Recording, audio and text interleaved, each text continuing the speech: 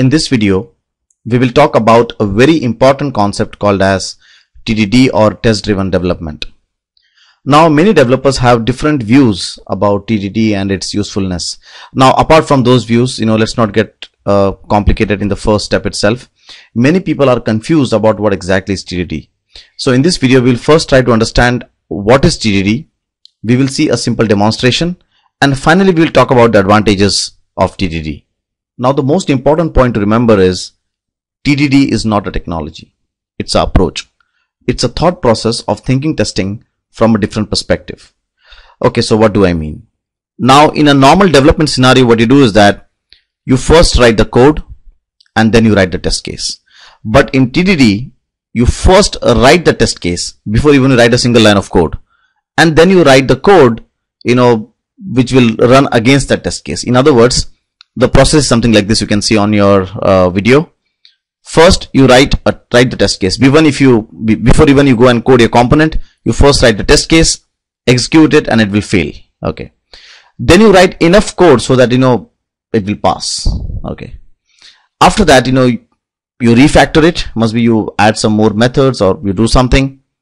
Again, run the test case. Again, ensure everything is working. So in other words, basically, you first write the test case. It will fail. Then you pass the test case by writing some code to it. Then you refactor, until you finish your coding. So let's see a simple example of how to actually do TDD. So let's assume that we want to create a maths component, which has add and subtract functions. So before even we go ahead and we start coding this maths component, as per TDD, we have to first go and write the test case. So I'm going to use a VSTS unit test project here. So I'm going to go and you can see that I have selected the new project. I have clicked on this test menu here, and let's go ahead and first write the test case saying maths test project. So as per TDD, the first thing is you'll not go and write a single line of code, but you'll first go and write the test case. So that's my test project created. Now, as we said that, this maths component is going to have two methods. One is to do addition and the other one is to do subtraction. Okay. So let's go ahead and write a test case which will do test add. This test case will go and test the add function of our maths component. Okay. So we'll say here maths component obj is equal to new maths component. See, now one important point to remember here is that I have yet not created the maths component. I have yet not written a single line of code. But what I'm first doing is I'm going and writing the test case. Okay. So that's why you can see that there are lots of red signs here, and that is fine, because we have yet not created the maths component. So I'll say here int result. So this maths component will have an add function. So I will pass him 10 and 10, and I expect assert.r equal, this, I expect, value as 20 here, because 10 plus 10 is 20, and the result is this one, right? So you can see that basically I have first gone ahead and I have written the test case. I have not yet written any line of code here, and I am now clear that what I'm expecting from my add function or from the maths component. So we have completed the first step. We have first written the test case, and now let's go ahead and compile this project. So let me go and build the solution here. Now definitely this project will not compile, right? But that's what is important. So what it indicates now is that, okay, this test case has failed, you can see, and it's saying that basically there is no maths component created. Okay. So now the next step is we have to go and create the maths component. So let's go ahead and add a new project called as a maths component. So let's go ahead and create a library here called as maths component. So there's our class library. So the first thing is, let's go ahead and rename this class as maths component. I can see that I'm calling for troubles here because the maths namespace as the maths component is the class name is same. So let me go and rename this to maths namespace, so that we don't end up into any kind of problems. Now the first thing is we have to go and create a function called as add, which will actually take two numbers here. So int num1 and comma int num2. So now what I'll do is I'm not going to write any code still. Okay, I'm just going to write saying return 0. In other words, I'm writing least amount of code so that at least that maths test project compiles. So my intention here is to not start writing actual logic, but to just write enough thing so that the class test project at least compiles. Okay, so let me go and reference this the maths component in the maths test project. So I've done that, and let's go ahead and import the maths component namespace, and you can see that everything is fine here, right? So now if I build my project, everything should compile, including the test project. So what we did first, as per TDD, we did not write a single line of code, but we went ahead and we created the test case. We then built the test case. It failed. The build failed. Why? Because definitely the component was not created. Then in the next step, we went ahead and we created the component, but we created minimal code, so that at least we can go and compile a test project. Okay, and you can see that it is now done. Right. Now let me go and run this test case here. So I'm going to go and run my test case here. So test view, and I'm going to go and say run this test case. Now if I go and run the test case, right, obviously it will fail because there is no logic written still in the add function, and the add function is returning 0 while I'm expecting 20. Okay, so now I would like to go and refactor my adds function to at least add function with some logic. Okay, so I'm going to go here and say, okay, let me put some code here, num1 plus num2. Great. And now let me go and build the project. So there the project is built, done. Now let me go and run my test. So definitely the test case should pass because I've written the logic, and the logic is now returning me 20, and the test case is expecting 20. So everything fine. Now the next thing is we would like to go and also implement the subtract function. Again, the same thought process. Do not go and write first the subtract function, but first go and write the test case. So we'll do a control C here, we'll do a control V here. Let me just take this up. So we're going to say here test subtract. Again the same thing, I'm going to say maths component obj equal to new maths component, and I'm going to say obj dot, I'm going to say first int result is equal to obj dot subtract 10 comma 10, let's say. And what I expect here is assert dot r equal, I expect value 0, and let's compare it with actuals. Right. Now again you can see that there is a red sign here because definitely there is no subtract function, and that is fine. So I'm going to go and build this, and it shows me saying that the subtract function is not implemented. So so our test case has failed. So now the developer has to go and implement a subtract function. So he goes back here, he goes back to his maths component, and he says, okay, I'm going to put here public int subtract int num1 comma int num2, and I'm going to say 0 so that at least minimally the code compiles. I will build this. Now even the subtract thing is not showing me errors.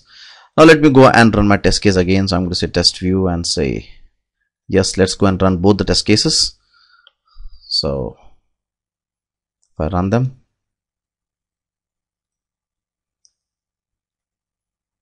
okay, now there's okay, now you can see over here, basically both the test cases have passed. Why? Because in the subtract, right, I have given equal numbers, and 10 minus 10 is 0, and here here I have written hard-coded 0, so that's why the test case has passed. So let me just go and say here, okay, how about 10 and 9? So that should give me 1. Okay, so let me go and again build my solution here just to ensure that things are proper. And now let me go to test windows, test view, and say, now let me go and say again run the selection. So now you can see that, okay, at least the compiling is now done, but I can see that the test subtract has failed because he's saying that I'm expecting 1 and he's actually returning me 0. Okay, so now again the developer goes to the class and implements the subtract function. So he says num1 minus num2, right? So again you go and now run the test case. So again you say right click, run the selection. Okay, so you can see that how iterative the process is. You first write the test case, then you write the code, then you run the test case. If it is failed, again you go and refactor the code, again come back and write new test cases. So in TDD, the most important part is you first write the test case and then you go and write the code. Now you must be wondering, what is the advantage of TDD? What is the advantage of writing a test case first? Must be that some of the developers are amused by saying that, oh my god, I have to write first a test case and then the code. Isn't it time consuming? And how does it add value? The first important value add here is, at least I think personally, is that it makes your intention clear. It changes your thought process. Just think, if I would have said that, okay, go ahead and write your maths component, must be you would have gone ahead and written it. But with this approach, what happened here is that you first knew what you wanted, okay, and then you went ahead and you wrote your code. So with this approach, what's happening is your requirements are getting clear, your intentions are getting clear. So the first advantage is that your intentions are clear. You understand the requirement very well. Okay, so that's the first advantage of TDD. The second big advantage of TDD is iterative development and testing. Now whenever we talk about software projects, they evolve. Okay, means software projects don't happen overnight, right? I'm sure that people who have worked with bigger projects, they would buy my point that they don't just come from the air. They evolve. With every code they evolve, right? So here you saw in the maths project also, how the code was evolving, and by every code I was writing, I was ensuring that I was running a test case. And with this approach, what happens is you have more confidence on the software. You know that you are creating a good software, right? So the second big advantage of TDD is iterative development and testing. Okay, so second point here is iterative development and testing. The third important point about TDD is you catch defects in the early stages. Now I'm sure that everybody understands here what is the importance of catching a defect on the early stages. If you, let's say, I'm just giving example.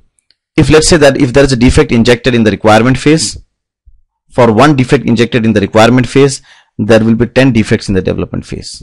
For one defect which is injected in the technical design document, there will be at least 5 defects in the coding phase. So in other words, the earlier you catch the defect, the better it is for the project. Now here, by writing the test case in the early stages itself, you are ensuring that you are ensuring that basically you can catch the defects on the early stage itself. Okay, so the third important advantage of using TDD is catching defects early. The fourth advantage of TDD is that you are forced to write the test case, or you are forced to write unit test cases. Now what happens is, let's say that if you do not use the TDD approach, what you will do is probably you'll go and create the maths project, you'll go and write your add and subtract function, you will execute the project and you'll probably go live, and you'll never ever think about even writing unit test cases, right? But here, with this approach, you're forced to write the test cases, which is again very good for you, right? So you are forced to write test cases. Okay. The fifth advantage is that your code starts getting documented. For example, here I can, when I look at this test subtract here, I can understand that how I can use a subtract function. So that is a kind of a self documentation starts evolving by these test cases. So I can say documentation, right? So these are some of the advantages of TDD. First one is that it makes your intention clear. Okay, you understand your requirement well, and with that understanding, you have better interfaces created. Second, the development is more iterative, with testing. So in other words, your code evolves, and with every evolution, you actually test the code. You catch your defects early. Third point, you catch your defects early. Fourth point, you are forced to write test cases, which is good. And finally, there is a kind of a self documentation, which evolves, when you use TDD. So these are like, 5 important advantages, which you get, when you use TDD. So just summarizing, TDD is not a technology, TDD is not a tool, but it's a thought process. It's a thought process, where you write your test cases first, before even you go and write your code. And many of the people also call it as a red-green refactor process. In other words, you first write the test case, so everything fails, so it's red. Then you go and put some enough code over there, so it passes. And then afterwards you go and refactor it, and you keep on running your test case until your project finishes. So it's also called as, the red-green refactor process. Okay. So I hope that you enjoyed this video. In this video, we were trying to understand what exactly is TDD. We saw a small sample of a maths project, how actually TDD evolves and tests your project. And then we finally talked about, some advantages of TDD. So I hope that you enjoyed this video. Keep seeing this testing section for more testing fundamentals.